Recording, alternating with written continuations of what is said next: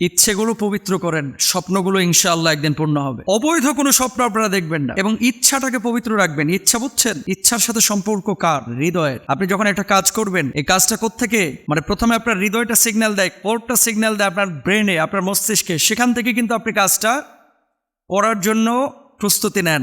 আপনার ভিতরে স্পিড তৈরি হয়, আপনার ভিতরে স্পৃহা তৈরি হয়। এই জন্য আমাদের প্রত্যেকটা মানুষের প্রথমে ইচ্ছেগুলো পবিত্র হতে হবে। আপনি তো শুধু ইচ্ছে পোষণ করেন, বাইক কিনবেন, ইচ্ছে পোষণ করেন আমার যদি ভালো একটা গার্লফ্রেন্ড থাকতো, আমার যদি একটা ভালো বয়ফ্রেন্ড থাকতো। এগুলো কিন্তু পবিত্র ইচ্ছা না ভাই। পবিত্র ইচ্ছা কি? আমি মানুষ হব। পবিত্র ইচ্ছা কি? আমি মানুষের উপকার করব। পবিত্র ইচ্ছা কি?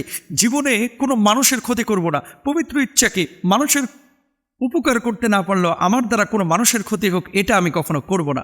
পবিত্র ইচ্ছা কি? আমি আমার বাপ মাকে ভালোবাসবো। পবিত্র ইচ্ছা কি? আমি কোনোদিন নামাজ কাজা করব না। পবিত্র ইচ্ছা কি? আমি কখনো হারাম খাবো না। পবিত্র ইচ্ছা কি? আমি কখনো আল্লাহ রাসূলের পথ থেকে বিপদগামী হব না।